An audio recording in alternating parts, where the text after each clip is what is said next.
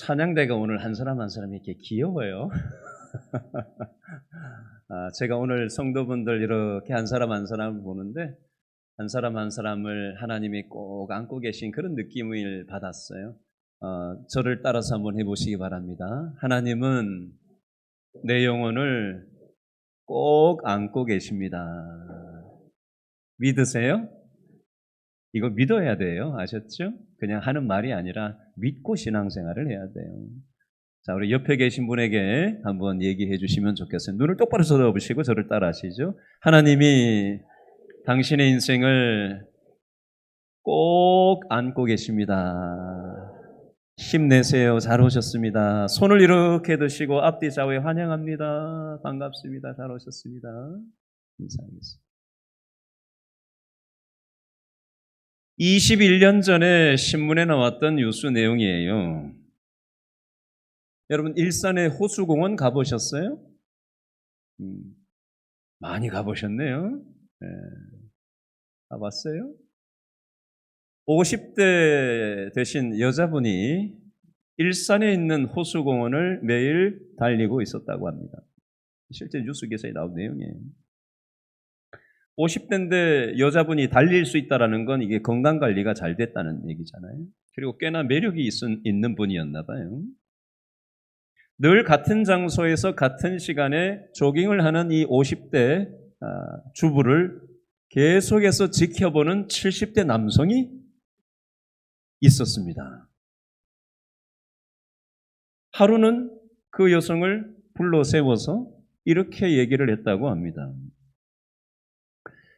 내가 현금 30억 원을 줄 테니까, 21년 전 얘기예요. 현금 30억 원을 줄 테니까 남편하고 이혼을 하고 나하고 같이 살자. 뉴스에 나온 내용이에요. 그랬대요. 여러분 같으면 뭐라 그러시겠어요?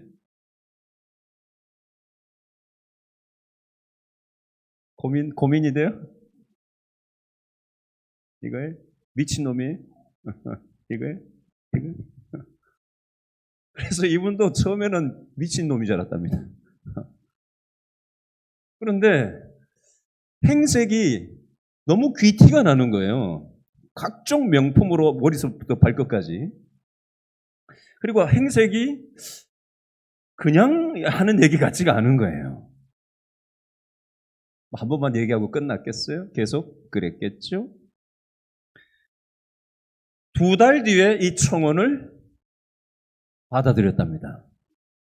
그리고 결혼 착수금으로 30억 원을 바로 입금했답니다. 그리고 두 사람은 1년 동안 행복한 시간을 보냈다고 합니다. 그러던 어느 날 이 70대 남성이 심장마비를 일으키고 사망을 했습니다. 유산이 100억 원이 있었고 친척이 유산을 상속할 사람이 우선순위가 없었습니다. 그래서 이 100억 원을 이 여성이 유산으로 받게 됐다고 합니다. 그리고 나서 자기 남편하고 다시 합쳤다고 합니다. 이게 누가 지어내긴 얘기인지 어떤지는 모르겠지만 실제 뉴스에 나온 얘기라고 해요. 21년 전 얘기입니다. 나도 일산 호수공원 한번 가보겠다.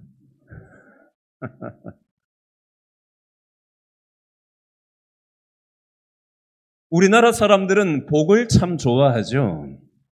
보통 5가지 복을 얘기를 하는데요. 한자로 수라고 하죠. 장수, 오래 사는 거. 두 번째는 부, 재물이 많고 넉넉한 거, 부자가 되는 복. 세 번째, 강령, 육체가 건강하고 마음이 편안한 복. 네 번째, 유호독, 덕을 갖고 다른 사람으로부터 존경을 받는 복. 5번째, 고종명, 명대로 살다가 보기 좋게 죽는 것. 이 5대 복을 보통 이렇게 꼽습니다. 오늘 성경에도 복에 대한 내용이 나와요. 복은 복인데 어떤 복이라고 오늘 설교 제목이 되어 있나? 자, 다 같이 읽어볼까요? 무슨 복? 시작. 어떤 복? 신령한 복이라고 되어 있어요. 자, 오늘 에베소서는 편지로 사도 바울이라는 인물이 편지로 에베소에 있는 성도들을 향해서 쓴 내용이 오늘 에베소서 성경 내용이 된 것입니다. 바울이라는 이 사람은 결혼하지 않았어요. 어제 조이자 전도사님 딸 우리 하나자매 결혼식이 있었죠. 오늘 신랑 신부가 일부 예배 때 참석했었는데 돌아오는 토요일 날은 우리 김형순 집사님 아들이 이제 가천대 또 컨벤션 센터에서 이제 결혼 예식이 또 있어요. 근데 사도 바울은 결혼하지 않았습니다. 결혼 안 했으니까 아들, 딸도 당연히 없었겠죠. 부자도 아니었어요. 건강하지도 못했습니다. 병을 평생 달고 살았던 게 바로 바울이에요. 바울은 집이 있었을까요? 집도 없었다는 얘기가 성경에 나와요. 사도행전 28장 30절, 31절에 보니까 남의 집 새빵살이를 했다라고 돼 있어요. 우리로 치면 월세를 살았다는 얘기예요. 자, 에베소서 3장 1절에 보면 뭐라고 기록되어져 있나? 그리스도 예수의 일로 에베소서 4장 1절에 보니까 주 안에 갇힌 내가 에베소서 6장 20절에 보니까 쇠사슬에 매인 사신이 되었다라는 표현이 나와요. 한마디로 말하면 무슨 상황이냐면요. 바울은 현재 어디에 있다는 거예요? 감옥에 갇혀 있다라는 내용입니다. 자, 바울이 왜 감옥에 갇혔냐? 뇌물을 줬다가 갇힌 것 아니고요. 살인이나 폭력 때문에 갇힌 것 아니고요. 경제사범으로 감옥에 수감되지 않았고요. 무엇 때문에? 전도하다가 로마 감옥에 수감된 상황이에요. 요즘이야 감옥이 시설이 많이 좋아졌죠. 침대도 있고 냉장고도 있고 샤워 시설을 갖춘 그런 수감 시설도 있고 자유 시간도 주고 참 많이 좋아졌죠. 그러나 그 당시 오늘 성경에 나오는 바울이 갇혔던 로마 감옥은요. 햇볕도 들어오지 않고 지하에 습기가 차고 공기도 회전되지 않고 냄새가 나고 쇠고랑에 차여져서 자유시간이 1도 주어지지 않는 그런 배고프고 춥고 어려운 형편에 있는 그런 최악의 로마 감옥이었어요. 그런데 이 로마 감옥에서 사도 바울이 에베소에 있는 성도들에게 편지를 쓰는데 편지 내용에 뭐라고 되어 있냐면요. 이렇게 되어 있지 않았습니다. 보통 감옥에 갇히면 뭐라고 바깥에 있는 사람들한테 편지를 많이 쓰죠? 나 지금 감옥에서 돈이 없어가지고 너무 춥고 배고프고 힘들어. 돈 좀 영치금 좀 넣어줘. 변호사를 선임해서 나 좀 어떻게 해줘. 나 너무 힘들어. 이렇게 하는 게 일반적이잖아요. 그런데 바울은 그렇게 편지를 쓴 게 아니에요. 오늘 에베소 1장 2절에 보니까 바울이 뭐라고 편지를 썼나 그 흔적을 한번 엿보도록 하겠습니다. 에베소서 1장 2절 말씀을 읽어보겠습니다. 2절 시작. 하나님 우리 아버지와 주 예수 그리스도로부터 무엇과 무엇이 은혜와 평강이 너희에게 있을지어다. 아멘. 동그라미 하세요. 은혜 동그라미, 평강 동그라미. 일단 해놓고 설명을 하겠습니다. 여러분 지금 한번 상상을 해보세요. 바울은 로마 감옥에 수감되어 있는 수감자라는 거예요. 그런데 감옥 바깥에 있는 사람들을 향해서 편지를 쓰는데 뭐라고 편지를 쓰냐면 당신들에게도 은혜가 있었으면 좋겠다. 당신들에게도 내가 경험하는 평강을 당신들도 경험했으면 좋겠다라고 지금 감옥 바깥에 있는 사람이 감옥 안에 있는 사람을 향해서 쓴 게 아니라 오히려 반대로 감옥 안에 있는 사람이 감옥 바깥에 있는 사람들한테 당신들도 나처럼 이렇게 은혜 속에서 살았으면 좋겠고 당신들도 나처럼 이렇게 평강을 누리면서 살았으면 좋겠다라고 완전히 반대 얘기를 하고 있는 거예요. 자, 제가 예를 들어볼게요. 제가 지난주 화요일 날 아주 오랜만에 강남역에 나갔었어요.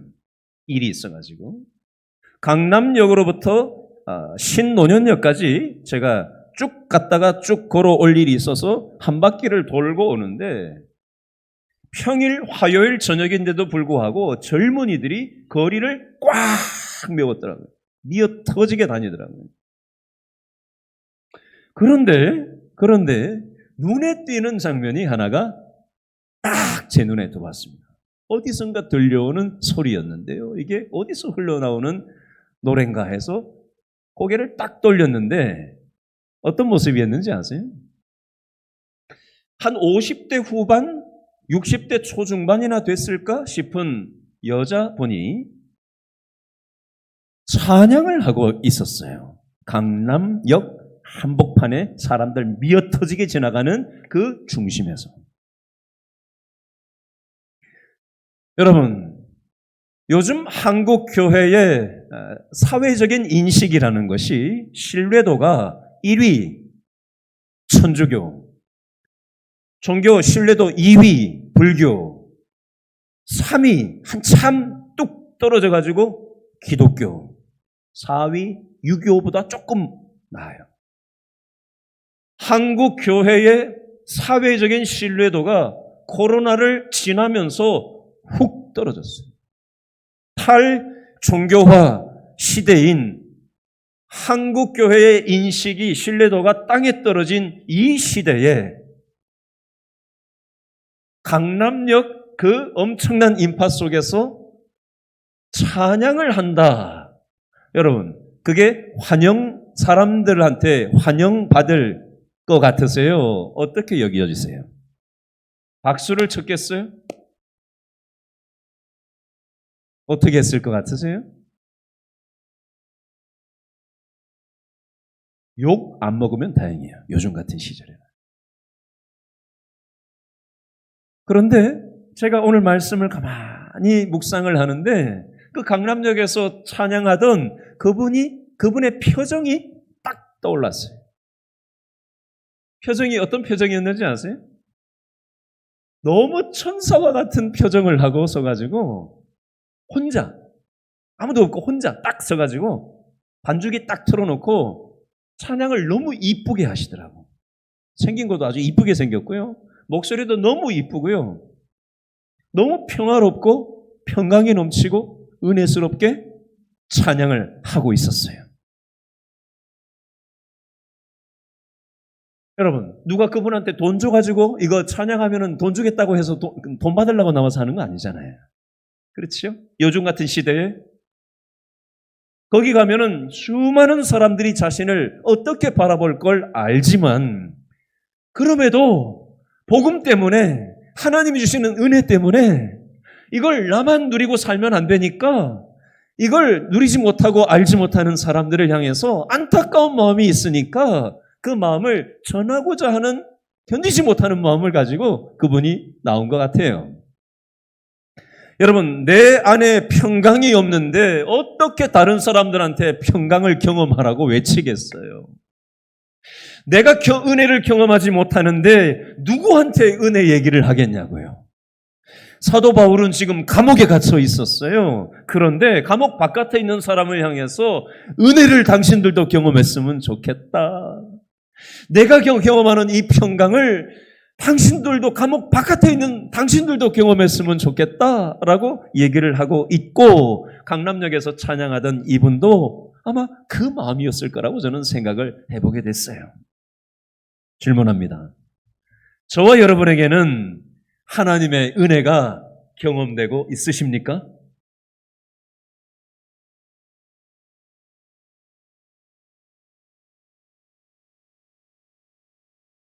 여러분, 교회를 왔다 갔다 하는 거하고요, 하나님의 은혜를 느끼고 경험하고 체험하는 것은 완전히 다른 문제일 수 있습니다.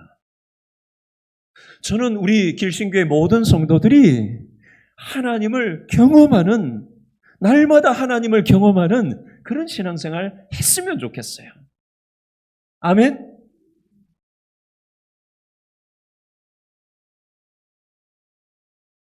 여러분, 우리는 이 땅을 살아가다 보면 좀 전에 우리 안강기 장로님 기도해 주시면서 광야와 같은 이 세상을 우리가 살다 왔다라는 아까 기도 내용을 기도하셨어요.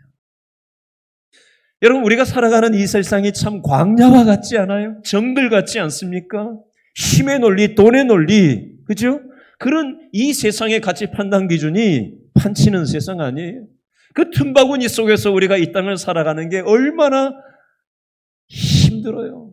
그렇죠? 수많은 문제가 우리를 집어삼킬 듯이 밀고 들어오잖아요. 그때마다 우리는 마음이 쪼그라져 가지고 낙심이 되고, 그죠? 또 원망을 하고 남 탓을 하고 포기하고 싶고 우울감을 느끼고, 아이 내 인생 다 끝났다 절망감에 휩싸이고, 그럴 때가 얼마나 하루에도 수없이 그런 감정이 생각이 널뛰기를 합니까? 그렇죠? 우리는 조그마한 어려움이 닥쳐도 불안, 우울, 절망, 좌절, 낙심 이런 것에 빠지기가 쉬운 존재예요. 제가 이 말씀을 가만히 앉아가지고 묵상을 하는데 옛날 복음성가가 한 소절이 딱 생각이 났어요. 이런 복음성가 가사 대목이 있어요. 제가 불러볼게요. 사람을 보며 세상을 볼 땐 만족함이 없었네. 나의 하나님 그분을 뵐 때 나는 만족하였네. 세상을 볼 때, 사람을 볼 때 만족이 되던가요? 세상을 쳐다보면 볼수록 한숨만 팍팍 나오죠. 사람을 볼 때, 야, 저 사람 믿었는데 어느 날 뒤통수를 치고, 야, 세상에 믿을 놈 하나도 없구나. 이 경험해 보신 분은 무슨 말인지 알 거예요. 뼈저리게 알게, 뼈 때리는 이 사람이 주는 고통이, 그죠? 멀리 있는 사람이나 가까이 있는 사람이나 사람은 신뢰의 대상이 아니기 때문에 그 누구도, 배우자도 나를 만족시킬 수가 없는 거예요. 근데 왜 사람을 보고 세상을 보고 만족을 받으려고 안간힘을 쓰냐고요. 그것을 통해서는 채워지지 않는다니까요. 우리의 영혼은. 우리 영혼은 무엇으로만 채울 수 있냐? 하나님을 바라볼 때라야만이 채워질 수가 있어요.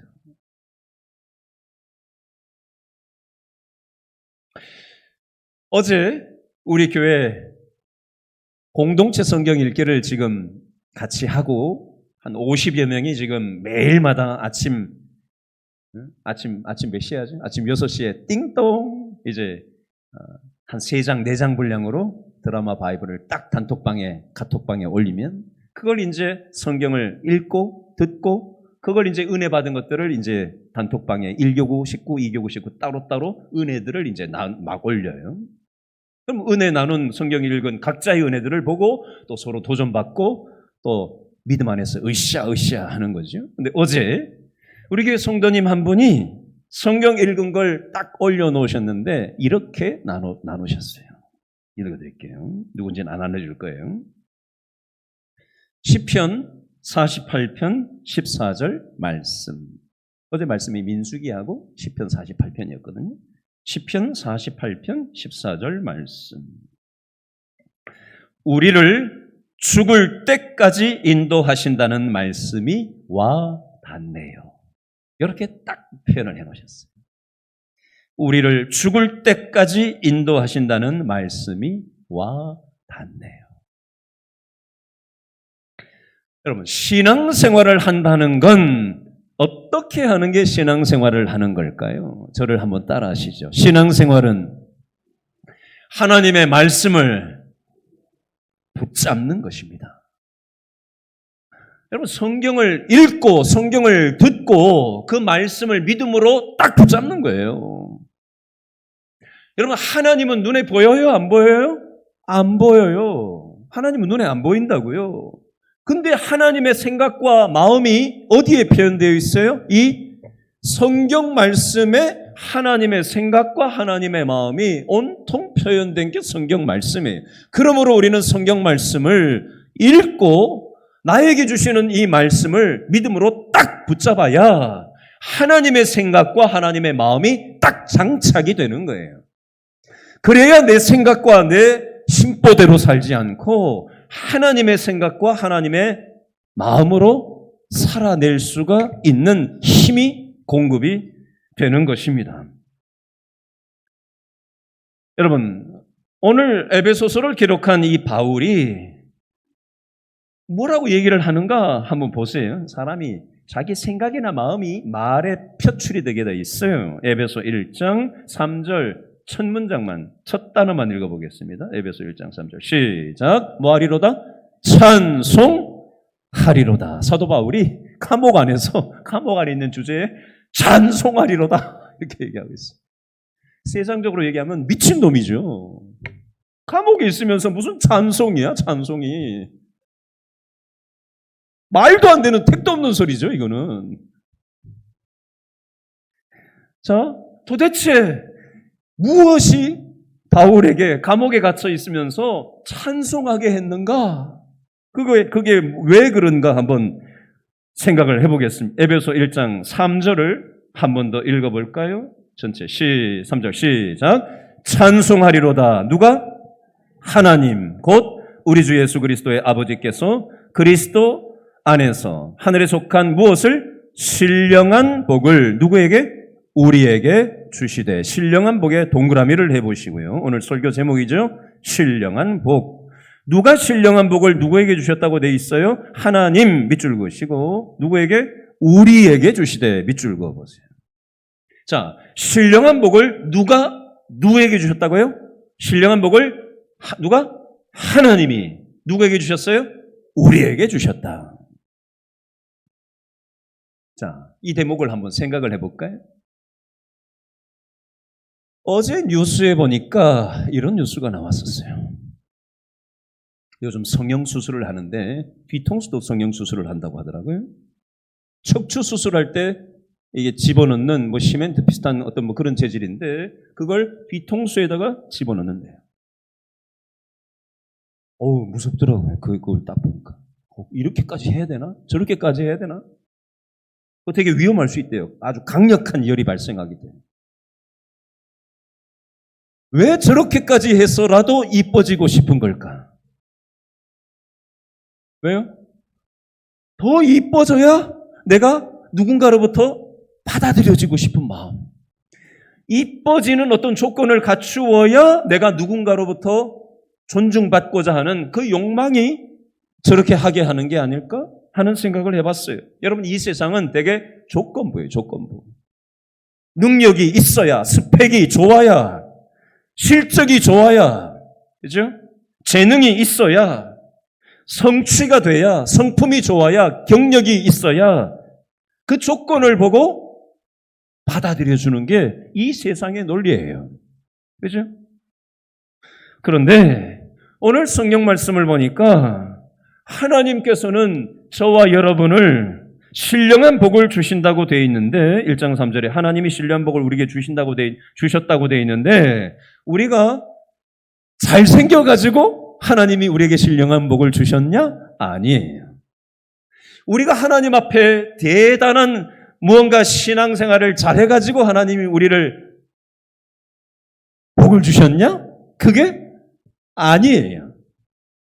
우리는 무자격자예요, 무자격자. 아무 자격이 없는 존재들이에요. 그런데 하늘 아버지께서 무자격자인 우리에게 무조건적으로 선택해 주셨어요. 이게 은혜라는 거예요. 자, 이 표현이 에베소서 1장 4절과 1장 5절에 보면 뭐라고 표현되어 있나 읽어보겠습니다. 에베소 1장 4절, 5절 다 같이 시작. 곧 창세전에 그리스도 안에서 우리를 어떻게 했다? 택하사 우리로 사랑 안에서 그 앞에 거룩하고 흠이 없게 하시려고. 5절 그 기쁘신 뜻대로 우리를 모아사 예정하사 예수 그리스도로 말미암아 자기의 아들들이 되게 하셨으니. 추상적인 표현이지만 핵심만 딱 잡으세요. 4절에 보니까 우리를 뭐 하셨다? 선택하셨다. 5절에 보니까 우리를 예정, 역시 선택하셨다라고 표현이 되어져 있어요. 무자격자인 우리를 하나님이 신령한 복을 주시려고 우리를 선택하셨다. 우리는 이런 은혜를 받은 존재다. 여러분, 우리는 얼마나 모순 덩어리입니까? 얼마나 부조리한 이 땅의 삶이에요. 그렇죠? 우리는 이중인격적인 모습이 많잖아요. 그죠? 아닌 척하지만 얼마나 모순 덩어리고 이중인격이 내 안에 있고 부조리한 삶이 내 안에 있는지 몰라요. 그래서 우리는 때로 공허감을 느끼고, 그죠? 만족함이 없고 뭔가 허하고, 뭘로 채워봐도 채워지지 않는 그 허한 감정이 계속해서 따라다녀요. 끊임없이 시기하고 분노하고 질투하고 성질내고 뒤집고 배신하고 다른 사람을 업심여기기를 밥 먹듯이 하는 게 바로 우리 인간의 본질 아니에요? 우리 모습 아니에요? 그러나 이런 우리를 하나님이, 조건이 안 되는 우리를 하나님이 선택하셔서 은혜를 베풀어 주셨다는 거예요. 구약 성경에 보면 야곱이 나와요. 야곱은 사기를 아주 잘 치는 사람이에요. 아버지도 속여먹고 형도 속여먹고 삼촌도 속여먹고 가는 데마다 속여먹는 걸 잘하는 그런 사기꾼적인 기질이 있는 사람인데, 이런 무자격자인 야곱 같은 사람을 하나님은 선택하셔서 하나님의 사람으로 사용하시고야 마는 거예요. 여러분, 아브라함 믿음의 조상이라고 얘기하잖아요. 아버지는 뭐 하던 사람이에요? 달신, 우상, 세공업자예요. 그대로 하나님이 내버려 두셨다면은 아버지의 가업을 이어받아서 아브라함도 달신 섬기는 우상, 세공업자 노릇을 하면서 평생 그렇게 살았을 사람이에요. 그런데 이 아브라함을 하나님께서 선택하셔서 불러내셔서 믿음의 조상으로 하나님이 사용하시는 거예요. 여러분, 모세는 어떤 전적이 있죠? 과거에 성질 나가지고 그 성질을 못 견뎌가지고 사람을 때려 죽인 사람이 바로 모세예요. 성질 대단하죠? 얼마나 성질이 나고 그게 주체가 안 됐으면 사람을 잡아요. 사람을 죽였다니까요, 모세가. 이런 사람을 하나님께서, 이 무자격자를 불러내셔서 하나님의 사업에 이 모세를 사용하셨어요. 여러분, 하나님께서 일하시는 방법은 이 세상의 조건과 달라요. 무자격자, 부족하고 연약한 자지만 하나님께서 선택하시고 불러내셔서 하나님께서 사용하시고야 마는 거예요. 쉽게 예를 들어보겠습니다.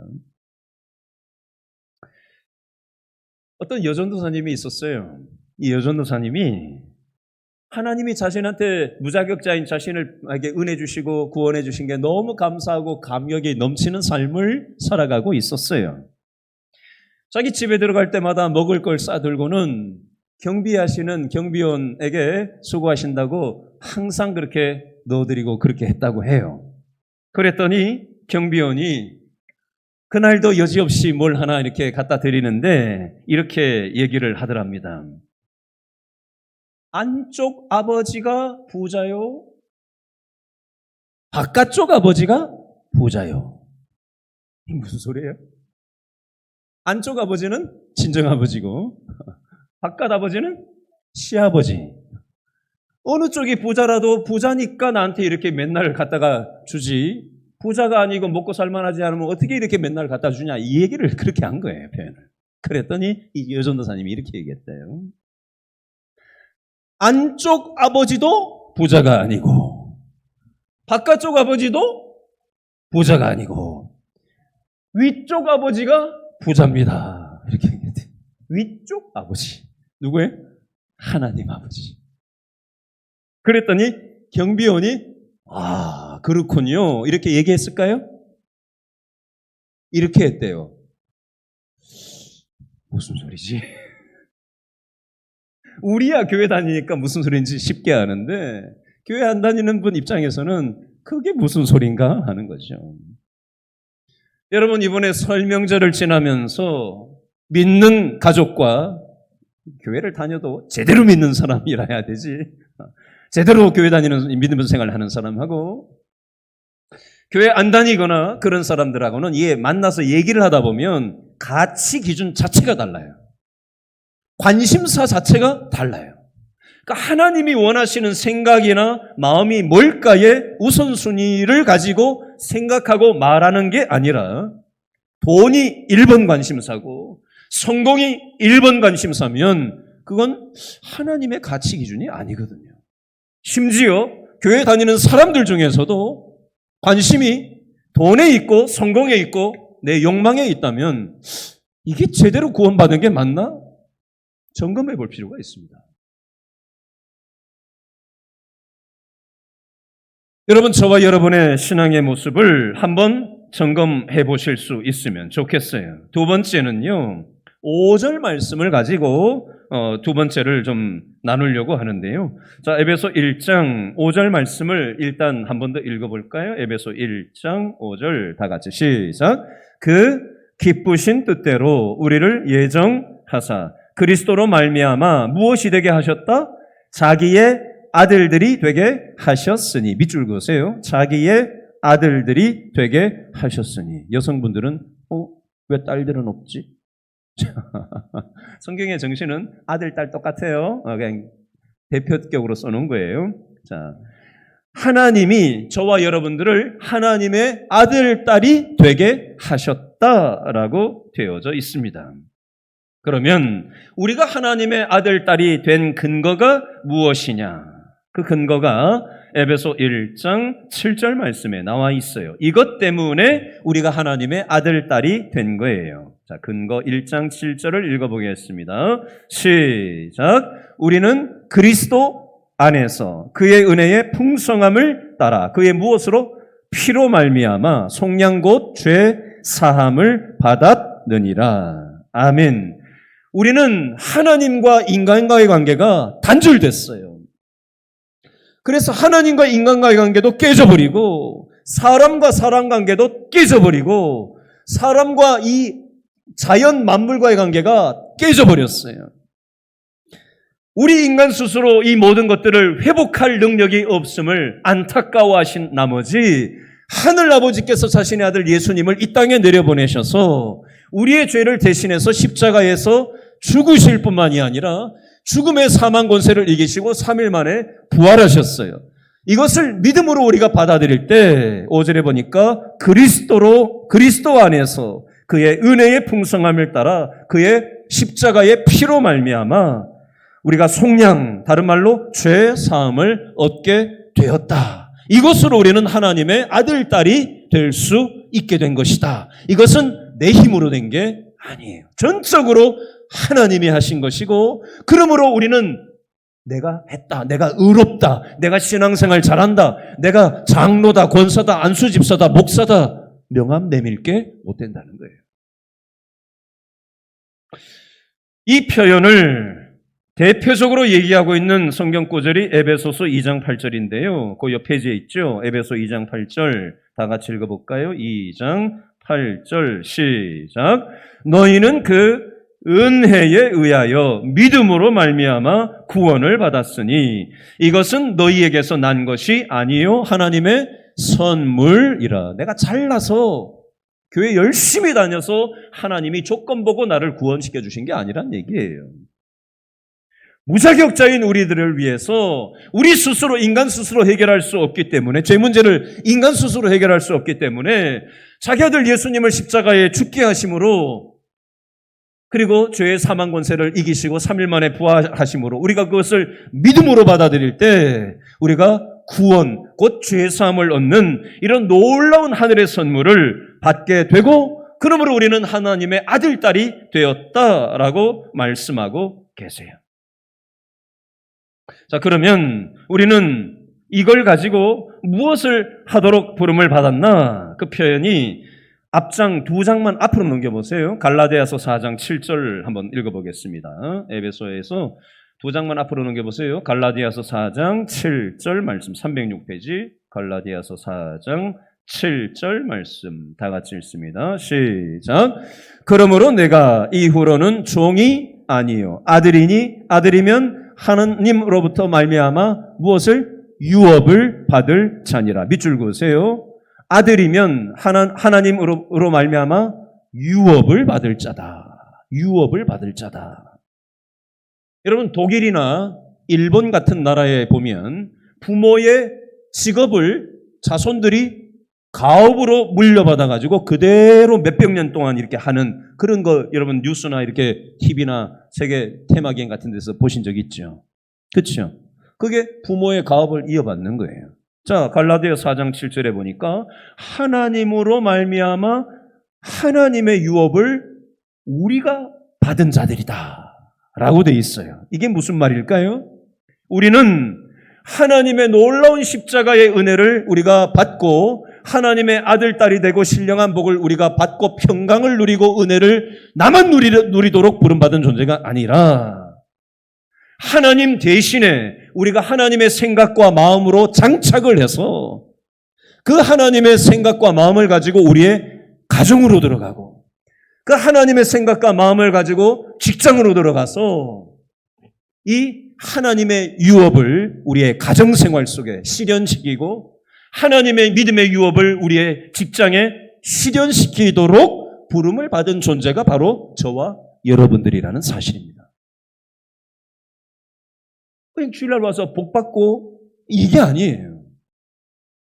우리가 무엇을 위해서 어떻게 사는 존재인지에 대한 명확한 인식이 있어야 믿음이 단단해지고 방향성이 잡혀야 이게 믿음의 힘이 생겨지는 것입니다. 자, 세 번째 측면을 10절을 통해서 좀 정리를 하겠습니다. 에베소서 1장 10절 말씀을 먼저 한 번 더 읽어볼까요? 에베소서 1장 10절 말씀 다 같이 시작. 어디에? 하늘에 있는 것이나 어디에? 땅에 있는 것이 다 그리스도 안에서 어떻게? 통일되게 하려 하심이라. 이 에베소 말씀이 되게 추상적이고 교리적인 내용이라서 이해가 조금 잘 안 돼요. 쉽게 얘기하겠습니다. 자, 10절에 보니까 하늘에 있는 거나 땅에 있는 거는 다 그리스도 안에서 통일되게 하려 하심이라. 이게 무슨 소린가? 자, 쉽게 얘기해 볼게요. 자, 지금 저와 여러분들은 하늘에다가 발을 두고 삽니까? 땅에다가 발을 두고 삽니까? 우리는 지금 땅에 발 딛고 살잖아요. 그렇죠? 자, 앞으로 100년, 200년 뒤에 나는 계속 땅에 서가지고 이러고 살 거다. 손 들어보세요. 의술이 그땐 좋아질 거니까. 냉동인간들도 많이 들어가 있으니까 요즘 전 세계적으로 부호들이. 냉동인간들 많거든요. 나중에 과학기술 발전하면 살아날 거라고. 여러분, 언젠가 우리는 결국은 죽어요. 영원히 살 수는 없는 거예요. 연장될 수는 있겠죠. 의술이 좋아지면. 언젠간 죽어요. 땅에 발을 딛고 살아가다가 언젠가 하나님 부르시면 우리는 가야 돼요. 지난주에도 저보다 5살 많은 젊은 시사 전문가가 돌아가셨다는 뉴스를 봤어요. 맨날 TV 나오던 시사 전문가가 암투병하고 있다는 걸 알게 됐어요. 여러분, 언젠가는 우리는 하나님 부르시면 가는 거예요. 영원히 살지 않아요. 천년 만년 이 땅에서 영원히 살 수 없습니다.